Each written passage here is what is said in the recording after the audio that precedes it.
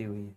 हमारी ज़िंदगी में कई सौ दिन, कई सौ घंटे, कई सौ मिनट, कई सौ सेकंड है और उसी लिमिटेड समय में जो कि सबको बराबर मिला हुआ है, कुछ लोग बहुत आगे निकल जाते हैं लाइफ में और कुछ वहीं रह जाते हैं। जो अपने समय का सही सदुपयोग करते हैं, सही वक्त की कीमत को जानते हैं, वो आगे निकल जाते हैं। बाकी लोग उन्हें सिर्फ देखते रह जाते हैं। तो ऐसा क्यों होता है? आज की क्लास में हम और आज हमने स्ट्रेटेजी क्लास सिर्फ इसलिए रखी कि जो बच्चे अभी प्री की तैयारी स्टार्ट कर रहे हैं, जिनको पता ही नहीं है कि करना क्या है, क्योंकि बहुत बच्चे 1 साल 2 साल लगाने के बाद ही जान पाते हैं व्हाट इज एसएससी, एसएससी क्या है, उन्हें पता ही नहीं चल पाता। तो ये जानना, ये बताना हमारा जरूरी है कि आपको अपनी तैयारी को किस तरीके से लेके जाना है, क्योंकि मैं हजारों टॉपर्स से मिलता हूं, जिनकी रैंक 1, रैंक 2, रैंक 10, रैंक 20, सारे टॉपर्स से मैं मिलता हूं और उनसे पूछता हूं कि आप तैयारी में क्या करते थे ऑफ कैमरा, जो वो एक्चुअल में करते थे, जो उनकी पढ़ाई करने का जेन्युइन तरीका था, वो क्या था, मैं ये जानने की कोशिश करता हूं। तो आज की क्लास को हमने 2 भागों में बांटा है। पहला, मैं कुछ बातें बताऊंगा लाइक कि आपको स्टार्ट कैसे करनी है तैयारी। जब भी हम किसी चीज को स्टार्ट करते हैं, थोड़ी मुश्किलें आती हैं। मैं भी कुछ नया स्टार्ट करूंगा, मुझे भी मुश्किलें आएंगी। मैंने भी टी शर्ट उतार के शर्ट पहनना शुरू किया, मुझे भी मुश्किलें आई। तो मुश्किलें राहों में ऐसा नहीं है कि कभी कम होंगी, वो हमेशा रहेंगी। आप अगर आज ये सोचते हो कि यार मैं एक रूरल एरिया में हूं इसलिए मैं नहीं सेलेक्ट हो सकता या सफल हो सकता, ऐसा बिल्कुल भी नहीं है। हर पल सिलेक्शन ही नहीं, जिंदगी में जब से आपने जन्म लिया है, नए नए चैलेंजेस लाइफ में थे। चाहे आप 10th क्लास में थे, 12th में थे, आपने ग्रेजुएशन किया, अब आप सीजीएल की तैयारी कर रहे हैं, आप कल को सेलेक्ट हो जाएंगे, आपकी नौकरी लग जाएगी। चैलेंजेस हमेशा रहेंगे।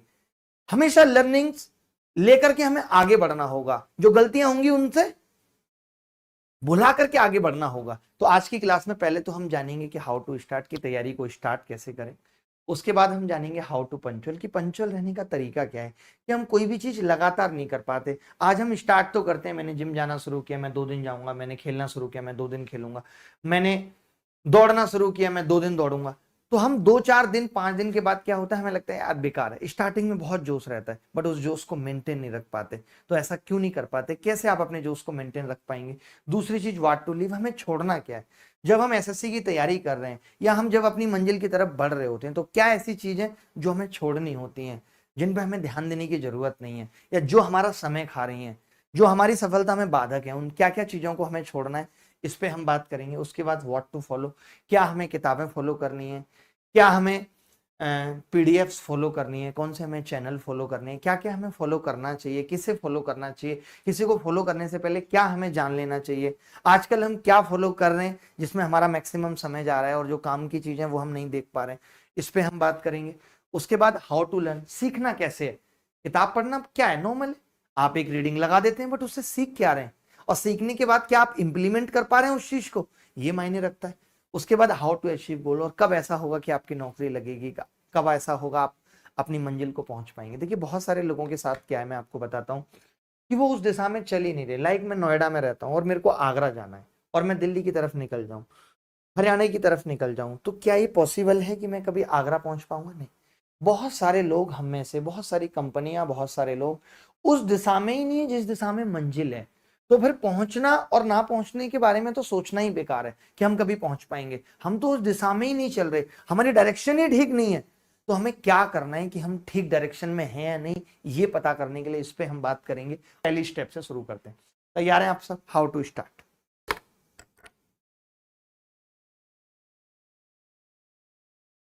कई सारे लोग हमारे साथ जुड़े हुए हैं, अंकित राठौर हमारे साथ जुड़े हुए हैं, बहुत बेहतर करेंगे हम। उसके बाद फिर कहीं और जाने की या कुछ और करने की जरूरत नहीं रह जाएगी, उस हद तक करेंगे, ठीक है। तो पहले शुरू करते हैं सबसे पहले कि हाउ टू स्टार्ट। देखिए जब भी किसी भी चीज की शुरुआत होती है तो बहुत सारे मन में ख्याल आते हैं, मैं ऐसा कर पाऊंगा या नहीं कर पाऊंगा, ये चीज मेरे से हो पाएगी या नहीं हो पाएगी, मेरा सिलेक्शन हो पाएगा या नहीं हो पाएगा। जो लोग इतने ज्यादा क्वेश्चंस अपने आप से करते हैं, वो कुछ नहीं कर पाते, वो कभी कुछ नहीं कर पाते। वो ना कभी कोई बिजनेस स्टेब्लिश कर पाते हैं, ना कभी वो पढ़ाई में अच्छा कर पाते हैं। क्योंकि क्वेश्चन ये है कि मुझे अपने आप पे भरोसा है तो मैं क्यों नहीं कर सकता, इसका जवाब आपके पास है। और जब हम अब तक यहां तक पहुंचे तो हमें इन 14, 15, 16, 17, 18 सालों में पढ़ के ये पता चल गया है कि मेरी स्ट्रेंथ क्या है, मेरी वीकनेस क्या है। अब ऐसा तो है नहीं कि कोई बच्चा 10th क्लास में भी ले दे के 3-4 सालों में पास हुआ है, 12th में भी हुआ है, और पिछले 8-9 साल से गांव में खेती करा था, वो एसएससी की तैयारी करने लगा, तो क्लियर है कि भाई नहीं कर पाएगा इतनी जल्दी तो। लेकिन आप सब तो नॉर्मल तरीके से ग्रेजुएशन करके आए, तो कोई बड़ी बात नहीं है आपके लिए सीजीएल निकालना। देखिए, और मैं एक चीज कहता हूं कि अगर आप एसएससी की तैयारी कर रहे हैं तो आपका टॉप मोस्ट टारगेट होना चाहिए कि मैं तैयारी सीजीएल की करूंगा, भले ही मुझे देना सीएचएसएल भी है। जब मैं गांव से निकला था तो मैंने एक ही चीज सोची थी कि यार अगर कोई एग्जाम नहीं भी निकला, मान लेते हैं ऐसा हो गया कि कोई, क्योंकि हमें अपनी तरफ से प्रयास बेहतर से बेहतर करना चाहिए और हमें परिणाम खराब से खराब भुगतने के लिए तैयार रहना चाहिए कि अगर मान लेते हैं बुरे से बुरा भी क्या होगा, तो इतना होगा कि मैं एमटीएस तो निकाल लूंगा। ये सोच के मैं गांव से निकला। जब आपकी सोच ये होती है कि मेरा एफर्ट 100% होगा और कुछ नहीं भी मिला तो मैं ये एग्जाम तो निकाल लूंगा या मैं ये तो लाइफ में कर ही लूंगा, वही लोग सफल हो पाते हैं। ठीक है, तो हमने कहा कि जब भाई स्टार्ट करने की बात आती है तो सबसे पहले क्या क्या चीजें हैं जो हमें जाननी चाहिए। मैंने ग्रेजुएशन किया, अब मैं एसएससी की तैयारी करना चाहता हूं, मुझे मालूम है कि मेरे पास सिर्फ 6 मंथ्स,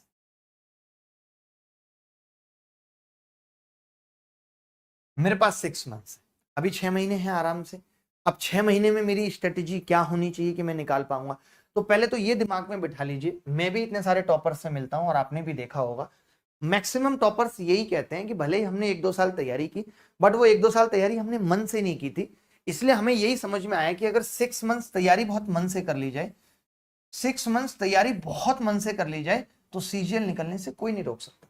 और एक बार अगर सीजीएल निकल गया लाइक मेरी तरह, तो आप हर बार सीजीएल निकालोगे। सीजीएल कोई यूपीएससी नहीं है।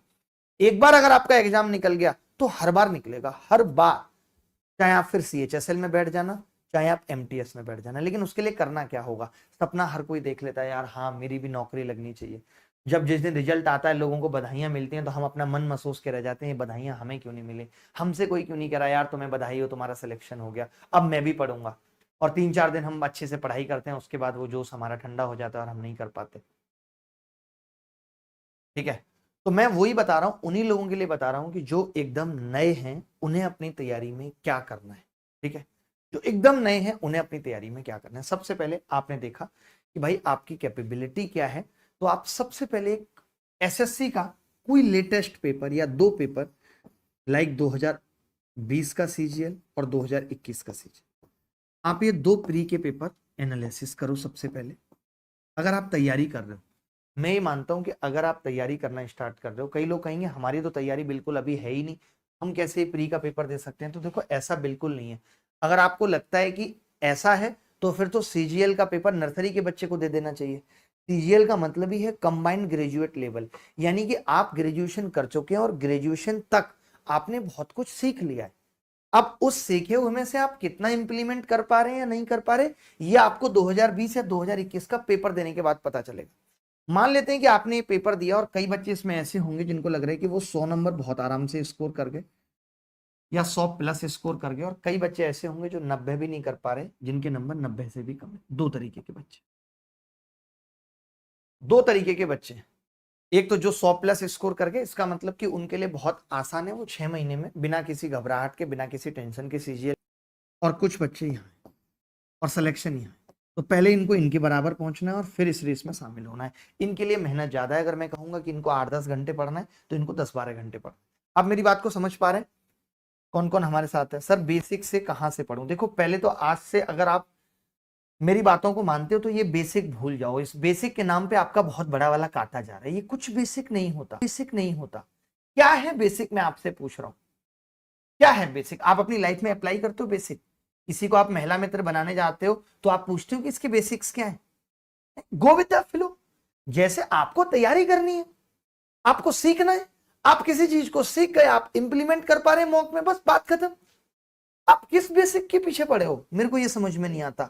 किस बेसिक की चाह है? जीएस बेसिक से नहीं आती, इंग्लिश बेसिक से नहीं आती, गणित बेसिक से नहीं आती, रीजनिंग बेसिक से नहीं आती। ये बेसिक बेसिक करके आपके 3-4 साल खराब हो जाएंगे, आपको पता भी नहीं चलेगा। मैं बता रहा हूं, इस बेसिक में आप पागल हो जाएंगे, ना बेसिक पल्ले पड़ेगा और ना सिलेक्शन, और लोग सिलेक्शन लेके निकल भी जाएंगे।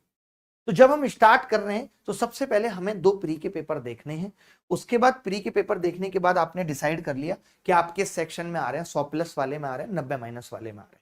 जो बच्चे 100+ वाले में आ रहे हैं, मुझे लगता है कि उनको बहुत ज्यादा कोचिंग की भी जरूरत नहीं है, लेकिन जो 90- वाले में आ रहे हैं उनको कोचिंग की भी जरूरत है कि उनको एक बार तो सिलेबस खत्म करना पड़ेगा। अब सबसे पहले तो यही है कि भाई सिलेबस को जान लो, सिलेबस है कितना। कई लोग तो सिलेबस को बिना जाने ही पढ़ाई करते रहते हैं। अब आपके पास 6 मंथ्स है, आप अगर ये सोचते हो कि आप कंप्लीट सिलेबस खत्म कर लोगे 6 मंथ्स में और सिलेक्शन हो जाएगा, तो सिलेबस कंप्लीट करने से कभी सिलेक्शन नहीं होता। सिलेबस बार बार प्रैक्टिस करने से, बार बार रिवीजन करने से सिलेक्शन होता है। आपका टारगेट ये होना चाहिए, मैं ये बता सकता हूं कि हाँ भाई गणित आप 3 महीने में सिलेबस खत्म कर सकते हो, आप रीजनिंग 2 महीने में सिलेबस खत्म कर सकते हो, आप इंग्लिश 3 महीने में सिलेबस खत्म कर सकते हो, बट जीएस के बारे में कुछ नहीं कहा जा सकता। तो सबसे पहले आपने जान लिया जब आप तैयारी कर रहे हो कि भैया 200 नंबर का सीजीएल का पेपर आएगा, अभी मेरे पास 6 महीने हैं, तो मैं इस चक्कर में बिल्कुल भी नहीं पढ़ूंगा कि मुझे गणित जीएस के अंदर 50 में 50 स्कोर लाना है। नहीं, मैं जीएस के अंदर एक एवरेज प्रिपरेशन करूंगा, एक एवरेज प्रिपरेशन मेरी जीएस के अंदर रहेगी, ठीक है। और उस एवरेज प्रिपरेशन से मेरे को 25 से लेकर के 35 मार्क्स तक भी अगर नंबर आ जाए तो बहुत बड़ी बात है, 50 आ जाए तो अच्छी बात है। क्योंकि जीएस में अगर मैंने बहुत ज्यादा घंटे भी दे दिए, मैं मान के चलता हूं कि अगर मैं 100% टाइम जो बताया मैंने दे रहा था, अगर मैंने 200 भी कर दिया, तो इस बात की कोई गारंटी नहीं है कि आपके 50 में 50 आ जाए। मैं सबसे पहले जीएस पे ही बात कर लेता हूं। अगर आपने 100% टाइम अगर आप दे रहे थे और उसको डबल भी कर दिया और आप सोच रहे हो कि जीएस में आपके 50 में 50 आ जाएंगे, तो नहीं हो सकता है कि आपने जितनी तैयारी पहले की थी उसके बेसिस पे भी 25 और 35 के बीच में मार्क्स आ रहे थे और उसके बाद भी इतने ही मार्क्स आ रहे हैं। तो अभी आपके पास 6 महीने हैं, तो अगर मैं जीएस की बात करूं कि आपको जीएस की तैयारी करनी है, तो अब एक ही तरीका है कि आप किसी भी अच्छे टीचर जो आपको लगता है जिसने बहुत डिटेल में पढ़ा रखा है, उसके नोट्स ले लीजिए। सिर्फ जीएस की अगर मैं बात करूं तो किसी भी टीचर के नोट्स ले लीजिए। अगर आपको लगता है कि नहीं मेरे को नोट्स से ज्यादा समझ में नहीं आ रहा है, मुझे ये पता नहीं चल पा रहा कि कैसे पढ़ना है, तो आप किसी भी टीचर की यूट्यूब पे यानी कि वाईटी पे, वैसे मेरी ये कोशिश है कि मैं अगले 15 दिनों में कुछ ऐसा करूं कि अभिनय मैथ्स पे बाकी सब्जेक्ट्स के टीचर भी आपके लिए ले आऊं फ्री क्लासेस के लिए, तो ये कोई बहुत आश्चर्य की बात नहीं होगी। बट मैं ये अलग से अनाउंस करके आपको बताऊंगा अगर ऐसा होता है। बट मैं अभी जो स्ट्रेटेजी बता रहा हूँ वो अभी के हिसाब से बता रहा हूँ कि भाई जीएस नोट्स के लिए आप 10 दिन किसी भी टीचर की वाईटी पे क्लास करके देख लीजिए कि जीएस पढ़ने का तरीका क्या। वैसे मैं ये मानता हूं कि मान लेते हैं कि आपने नोट से पॉलिटी खत्म किया, और नोट से पॉलिटी खत्म करने के बाद अगर आप प्रीवियस ईयर क्वेश्चन कर पा रहे हो तो समझ लो कि आपने ठीक पढ़ा है।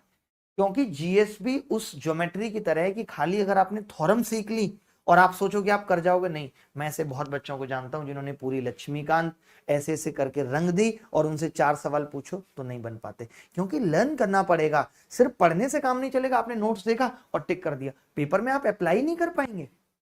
अप्लाई करने के लिए जरूरी है जीएस की भी प्रैक्टिस की जरूरत है। इसीलिए कहा जाता है कि प्रीवियस ईयर प्रैक्टिस करो। अगर आप कंप्लीट प्रीवियस ईयर प्रैक्टिस कर लेते हो ना पूरे जीएस का, तो आप मान के चलो कि 10 12 15 मार्क्स तो आपके वहीं से आ जाएंगे।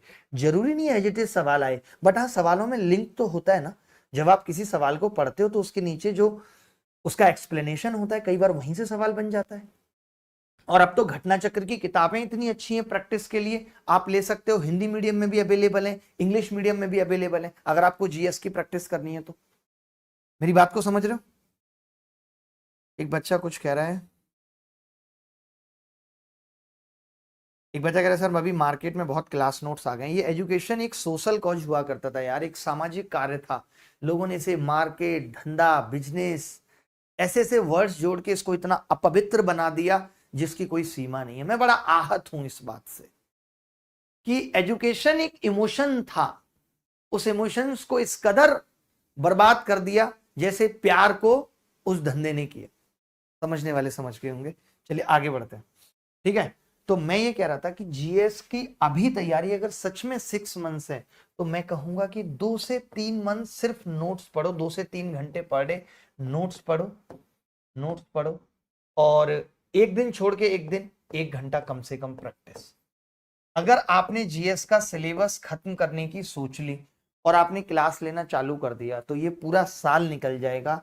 1 नंबर का तो फंसेगा नहीं उसमें से, मैं इस बात की गारंटी लिख के दे सकता हूं। वरना कोई बच्चा मुझे आके बता दे कि मैंने जीएस इस टीचर से पढ़ी थी और एज इट इज सवाल आ गए, मैं हाथ के साथ पैर दोनों कटवा दूंगा अगर ऐसा हो जाए तो। मैंने 5 बार सीजीएल निकाला है, बहुत बेहतर से समझता हूं कि जीएस में सीजीएल में क्या पूछा जाता है और लोग क्या पढ़ाते हैं। मैं गारंटी के साथ कह सकता हूं 1 नंबर का भी फंस जाए तो फंसेगा भी तो वो जो आपको ऑलरेडी आता होगा, जो आपको पहले से आता होगा। चैलेंज के साथ कह रहा हूं, इसीलिए रिक्वेस्ट भी कर रहा हूं और हाथ जोड़ के कि सच में अगर सीजीएल निकालना है, इतने सारे टॉपर्स के इंटरव्यू भी सुनते होंगे, किसी टॉपर ने ये नहीं कहा होगा कि हमने वहां से जीएस पढ़ी तो हमारे 45 नंबर आ गए। भाई आपने सुना है? 2 विद्यार्थी मेरे पास बैठे हैं, इन्होंने कभी आज तक नहीं सुना, और वही लोग सेलेक्ट होते हैं जो टॉपर्स से सीखते हैं। आपको पता है इंप्लीमेंटेशन सफल होने के लिए सबसे जरूरी है कि आपके टॉपर्स या जो लोग उस राह में सफल हो चुके हैं, हमने उनसे क्या सीखा। बट हम नहीं सीखते, हम खुद डिसाइड कर लेते हैं, ओ ये टीचर अच्छा पढ़ाता है। कैसे पता चला? यार मैं उनकी क्लास में जाता हूं, मजा आ जाता है, इतनी अच्छी अच्छी स्टोरी बना के सर समझाते हैं जीएस को, वो कैप को, बस मजा आ जाता है। तो आप मजा लेते रह जाओगे। आपको अगर ये लगता है कि टीचर का पैरामीटर या आपके जीएस में मार्क्स इस बात पे डिपेंड करेंगे कि जीएस की क्लास में आपको सब कुछ समझ आ रहा है, तो आप बहुत बड़े बेवकूफ हैं। सब कुछ तो पढ़ाया ही नहीं जा रहा, समझ में कहां से आएगा? सब कुछ अगर आपको पढ़ाया ही नहीं जा रहा तो समझ में कहां से आएगा? मैं पूछ रहा हूं, पढ़ाया ही नहीं जा रहा सब कुछ तो आप देख लीजिए। वरना एक टॉपर का वीडियो आप मुझे लाके दिखा दीजिए कि यहां से पढ़ के जीएस में इतने अच्छे नंबर आए थे। बल्कि अभी आरआरबी एनटीपीसी का एग्जाम हुआ तो बच्चों ने जीएस वालों की वोट लगा दी। क्यों लगा दी? कि कुछ आया ही। में 50 स्कोर करने के चलते आपको नहीं लगता कि सारे सब्जेक्ट छूट जाएंगे? फोकस करना है तो इंग्लिश पे करो, मैथ्स पे करो, जिनका बड़ा वेटेज है। तो पहली चीज तो मैंने ये बताई कि जीएस में समय एकदम ना खराब करें, सिर्फ नोट्स खरीद लें।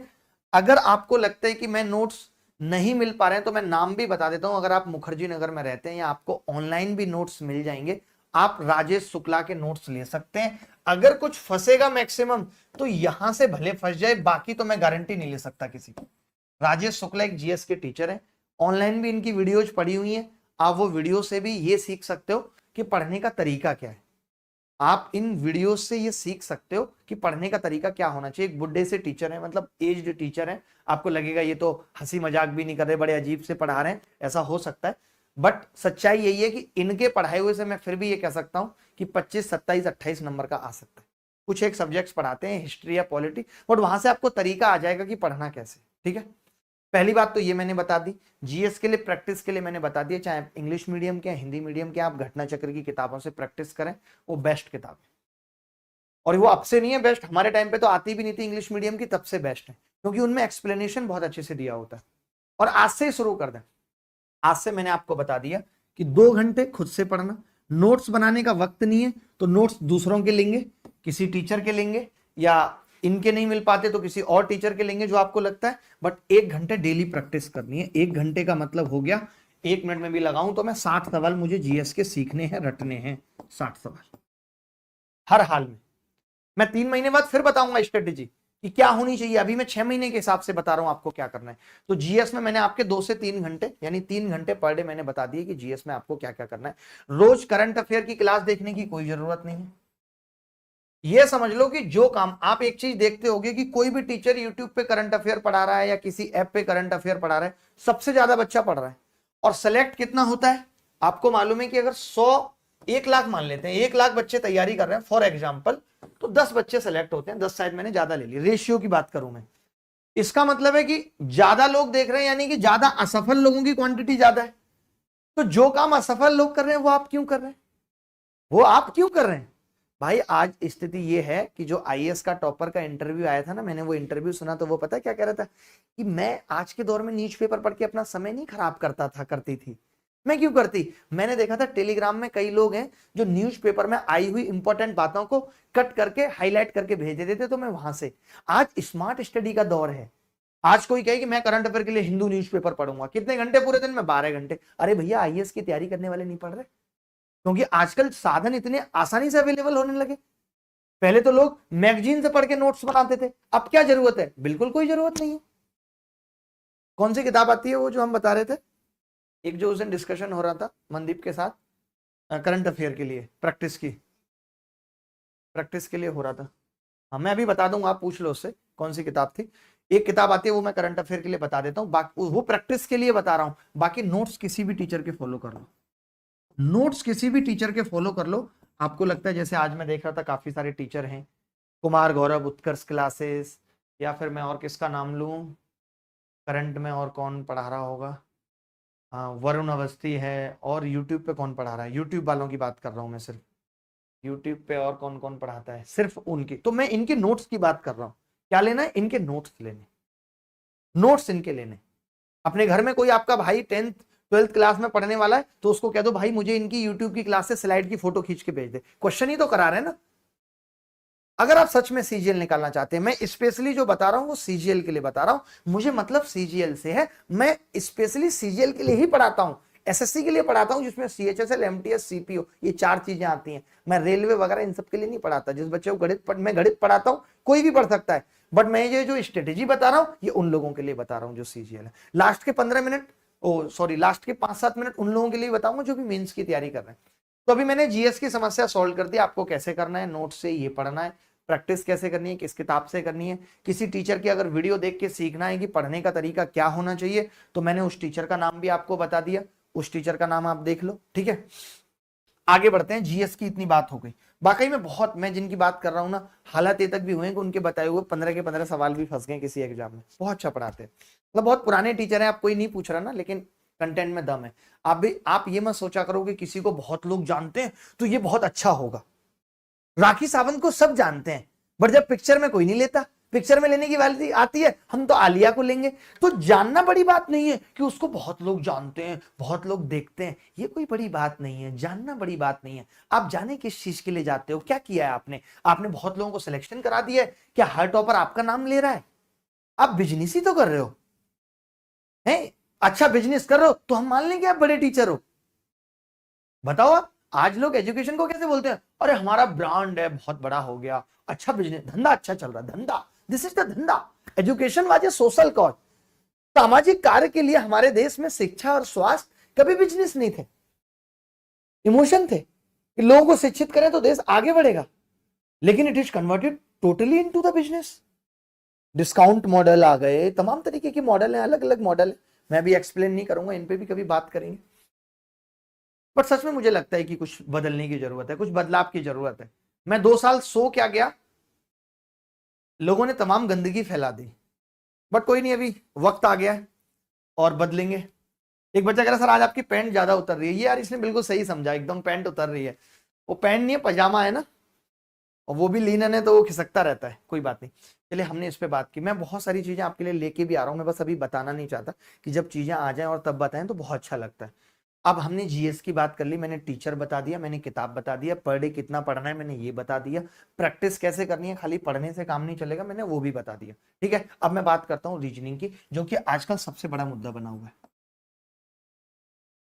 मैं जब अभी तेजा से मिला था, पता है उसने क्या कहा कि सर मैं रीजनिंग में बहुत मात खा रहा था लगातार 2 बार, क्योंकि रीजनिंग क्या हो, 2 चीजें हुई हैं। इंग्लिश 2017 के बाद बहुत आसान हो गई है, जितनी आसान इंग्लिश अभी आती है, अगर शायद उस वक्त आती होती जब हम थे तो हम भी 190 नंबर ले आते, बट कहाँ हमारी ऐसी किस्मत। हमारे टाइम पे बड़ा मुश्किल इंग्लिश आया करती थी।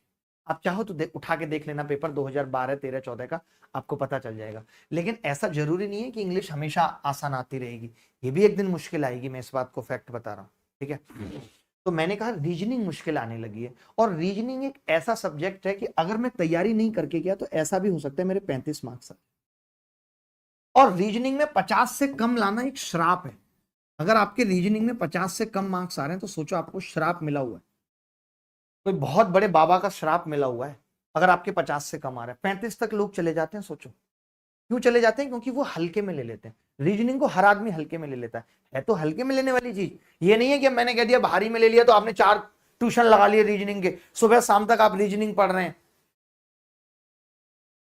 रीजनिंग के बैच में महिलाएं ज्यादा रहती हैं, उनको कम समझ आ रहा है तो अरे मैं तो जाऊंगा, उसमें सीमा है, उसमें पूजा है, उसमें रेखा है, किसी को तो मेरा कॉन्सेप्ट समझ आएगा, मेरा प्रपोजल समझ आएगा। ऐसे नहीं करना। रीजनिंग में ये मान के चलो किसी कोर्स को मेरे हिसाब से परचेज करने की जरूरत नहीं है। अगर आपको लगता है फिर भी नहीं लेना है तो आप कोई छोटा मोटा कोर्स ले लो, कोई बहुत लंबा कोर्स तो होता नहीं है रीजनिंग का। बट उससे ज्यादा जरूरी ये है कि 2017 से लेकर के 2021 तक आप सिर्फ रीजनिंग का पर्टिकुलर प्रैक्टिस सेट लगाओ। सबसे पहले आपको क्या करना है, जैसे आपको लगता होगा रीजनिंग हमें तो आती है, बट सिर्फ आने से काम नहीं चलेगा। आने का मतलब है कि इन 50 के 50 नंबर को आप 15 से 17 मिनट में अगर सिक्योर कर पा रहे हैं तो समझो रीजनिंग आपको आती है, वरना नहीं आती, बल्कि और कम मिनट में। अगर आप रीजनिंग में 50 नंबर सिक्योर कर पा रहे हो, वो भी 15 से 17 मिनट में, तो आप समझो कि आपको रीजनिंग आती है और बेहतर आती है, वरना नहीं आती। अब ये पता कैसे चलेगा कि हमें रीजनिंग आती है नहीं आती, ये सबसे बड़ी बात है। तो इसके लिए जरूरी है कि आप पहले 2017 से 2021 तक जितने भी पेपर हुए हैं एसएससी के, उनकी रीजनिंग को एक बार करके देखो। और जो सवाल नहीं होते या जो टाइप आपको नहीं आते, वो आपको पता लग जाएगा कि मुझे ये नहीं आता, मैं ट्राइंगल नहीं गिन पाता, मैं सीरीज नहीं कर पाता। तो इसके लिए आप सीख सकते हो। मान लेते हैं कि आपको सीरीज नहीं आता, आपने डाला सीरीज टॉपिक, यूट्यूब पे 36 लोगों के वीडियो मिल जाएंगे, वहां से आप सीख लोगे। बट मेन रीजनिंग में क्या है, प्रैक्टिस। और मैं ये मानता हूं कि इतनी काफी है, 2017 से लेकर के 2021 तक कम से कम 200 सेट तो मिल ही जाएंगे 25-25 सवालों के।